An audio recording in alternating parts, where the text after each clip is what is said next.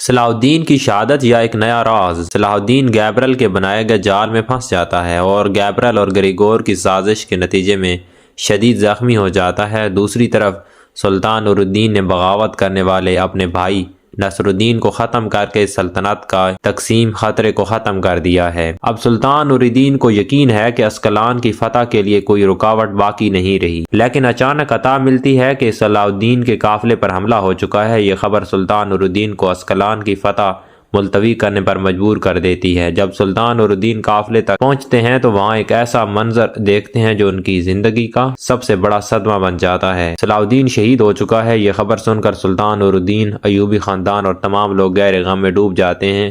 ایک طرف دمشق کے لوگ اپنے عظیم ہیرو کی موت پر رو رہے ہیں اور دوسری طرف صلیبی افواج اپنی جیت کی جشن منا رہی ہیں۔ سلطان نور الدین اس بات کا عزم کرتے ہیں کہ وہ اسکلان کو فتح کر کے اپنے بیٹے جیسے صلاح الدین کی شہادت کا بدلہ لیں گے، لیکن جیسے ہی سلطان نور الدین جنگ کی تیاری شروع کرتے ہیں تو ایوب اچانک آتا ہے اور دونوں کے ذہن میں ایک نیا سوال پیدا ہوتا ہے: کیا صلاح الدین ابھی زندہ ہو سکتا ہے؟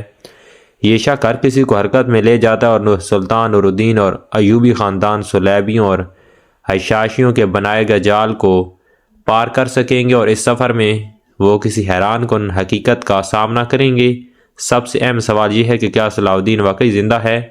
یہ کہانی ایک نیا موڑ لے رہی ہے، جہاں ہر قدم پر ایک راز اور ہر موڑ پر ایک امتحان ہے، ایک ناقابل یقین معجزہ۔ صلاح الدین جسے سب نے کھو دیا تھا حیرت انگیز طور پر سلامت پایا گیا ہے۔ اس کی زندگی کرٹگین کی بہادری کا نتیجہ ہے۔ دوسری طرف گیبرل جو صلاح الدین کو ختم کرنے کی ہر ممکن کوشش میں تھا، صلاح الدین کے ساتھیوں اور اس کے بڑے بھائی توران شاہ کے ہاتھوں میں گرفتار ہو چکا ہے۔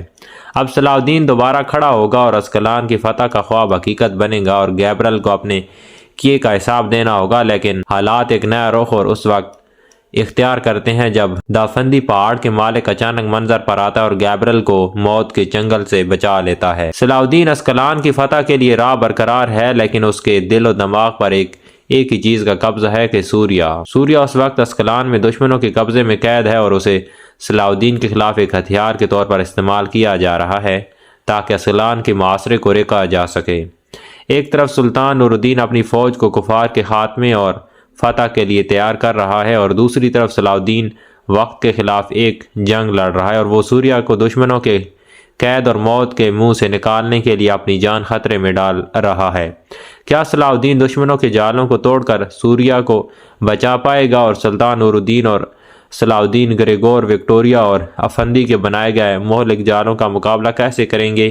کیا صلیبیوں کی تمام سازشوں کے باوجود اسکلان اور ایک مبارک سرزمین صلیبی ظلم سے آزاد ہو سکے گا؟ یہ کہانی ایک عظیم مقصد، قربانی اور جرأت کی ہے، جہاں ہر لمحہ ایک نیا امتحان اور ہر موڑ ایک نئی آزمائش ہے۔